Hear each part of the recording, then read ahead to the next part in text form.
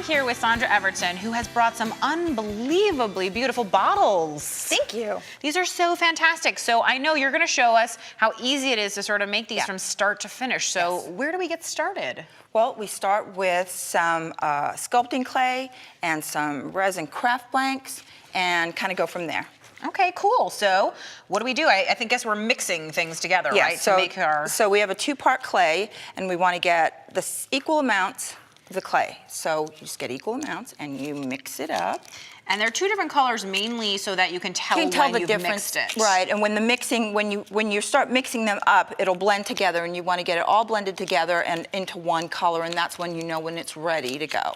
And then once you have it all mixed up and it's ready to go, it is one solid color like this. Now, how much working time do you have? Could this be a gives couple you, hours? Yeah, this gives you a few hours to work with. There are some that have shorter working times. It just depends on your application, what you're going to use it for, and otherwise it's just a couple hours. And when you're done mixing it, you want to sit it down and let it actually rest for at least 5 minutes, because this kind of clay is like really, it's like intuitive. It's kind of like alive, sort of. Not really alive, but like a little bit. And it kind of knows what you want it to do once you start working with it. I always think about that like when you let a cake rest or cookies rest when you take them out. Exactly, yeah. So that's kind of, you let it rest for a little bit, and then it's just the right, it gets the right tackiness to it. And then you can start putting it on your bottle. So what we're going to do is we're just going to take enough that will fit onto here.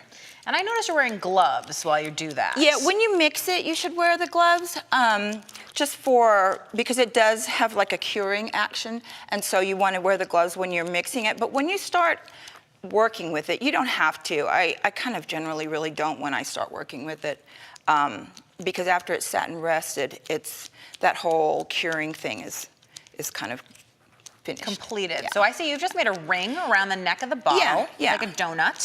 Like a little donut, yep. And you just want to work it around until you get it into, I like kind of organic shapes and kind of bohemian and that whole kind of vibe. So it doesn't have to be perfect, just, a shape that you like. Well, I always think that handmade things are meant to be imperfect. Yeah. That's the beauty of them. Yeah, and one of the things I really love about handmade things, I collect stuff like that, is like when I'll find something antique and it'll have like a thumbprint in it, and it's amazing because it's like, that was the guy who ever made that like 100 years ago. I love that part about collecting things, because I'm a huge collector of all kinds of things. So you want to wrap that up, and you've got it wrapped like this. Then you'll take your piece and you just kind of embed it in. Cool, and that's going to hold that. You don't need glue or adhesive or anything else. Oh my gosh, no, this is adhesive. This does everything, and it's no fumes and no baking. It's the best part about it. So you just want to set it in. And I see you just keep pinching and pinching. You pinch the seam to make it disappear. You're working and pinching it. And when you're done doing all that pinching, I believe you have something that looks a little bit like that one right there, right? And I also want to show you, so you can see on this one, there's the little imprints on it. And then on this one as well, it's got imprints. And you can use just found objects to make, this one I actually made those imprints with this little piece. And then the imprint on this one, I just used this. And you might want to dip it in a little bit of water, and you just kind of go through. And it'll make it. And this is a strand of beads. It looks just like which is really like all kinds of things. So So then I know that you're painting some of your resin blanks black, and that I assume is if you want to have one that is all black as opposed to one that is. No, the great thing about this, the great thing about putting it like this, is that we'll paint it black. And we're going to show how to make this really fabulous gold finish. So you want to put a layer of black on it.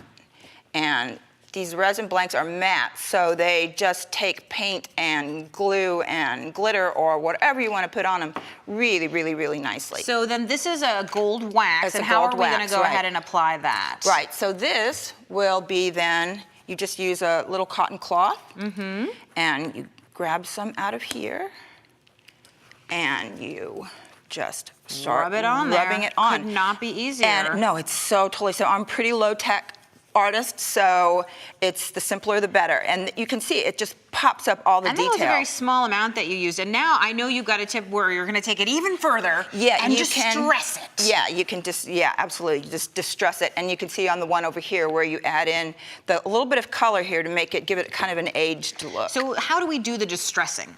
So the distressing is super simple. you just go in with a little bit of like kind of a burnt umber color. And I use all different kind of craft paints, different brands. It just depends on the colors. And I'll blend a lot of my own colors too to just get just the right So that color. It's custom, which I think is the best way to do it. Yeah. So you just use a little bit of this, and you can use a little bit of the black, and you make your own, and just kind of go along the edges. And you don't have to be perfect. That's the great thing about this. And it just, actually the less perfect that it is, the better. I think so too, because just stressing is never perfect. Right. That's the whole beauty of it, all the flaws. And so once it's all distressed and all that kind of stuff, what are we doing next? So after that, we will then embellish the piece.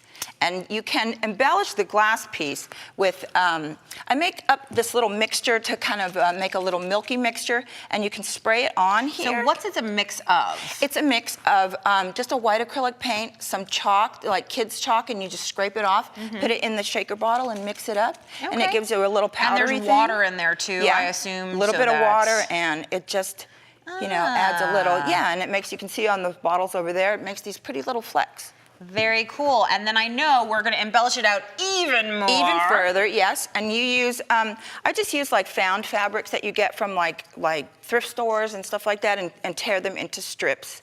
And you a lot of people don't know that you can just tear fabric down, and it tears along the grain. Perfectly, and it makes just the perfect strips, and just like kind of real gypsy and boho, and you just tie them on, and you can use beads to embellish them, as you can see over there. I put them on with beads and add feathers, and you can make little necklaces for them. I actually made a little necklace on one, and you can wrap them with the beads. This is a great opportunity, if we look at the finished ones, to make something really personal. Take jewelry from your grandmother, old clothes, and really almost make a memory object or something absolutely, like that. That's really fabulous, This was so fabulous, Sandra. Thank you. Thank you. Thank you for having me.